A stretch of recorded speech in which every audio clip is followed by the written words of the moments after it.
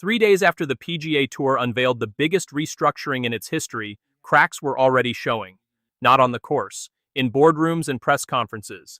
You'd expect a plan 2 years in the making, backed by Tiger Woods himself, to get a clean rollout. Instead, some of the tour's most respected voices are openly uneasy, and one of its longest-running sponsorships is sitting in total silence. Here's what's actually going on, and why it matters more than most people are giving it credit for. Starting in 2028, the PGA Tour splits into 2 tiers. A championship series, roughly 15 marquee events, purses of at least $20 million, top 120 players, no sponsor exemptions, no alternate list.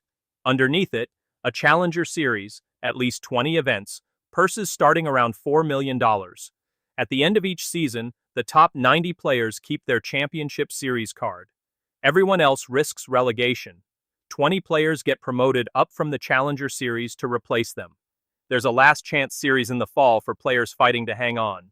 Miss that too, and you're playing a full year in the lower tier. Sponsor exemptions are gone entirely.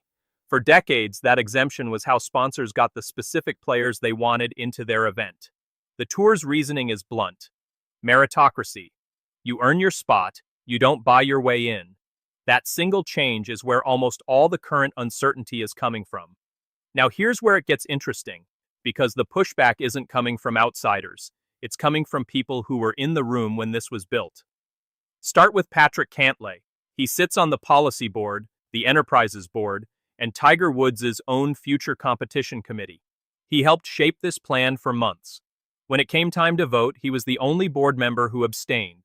No explanation given. At his next press conference, reporters didn't press him on it directly, and he never said he actually liked what they built. He talked around it, said he was excited about the tour's future, said there's still work to do to get the details right. That's not an endorsement. That's the sound of someone choosing his words very carefully. Then there's FedEx. The FedEx Cup has been the backbone of the tour's season-long competition since 2007, nearly 2 decades. That sponsorship deal expires after the 2027 season, right as this new system is supposed to launch. When the tour was asked directly whether FedEx would commit to the new structure, no confirmation came. A FedEx executive did say publicly that there could be even more commercial opportunity for them going forward under the new model. So this isn't necessarily a sponsor walking away, but it is a 9-figure relationship sitting unresolved at the exact moment the tour needs stability the most.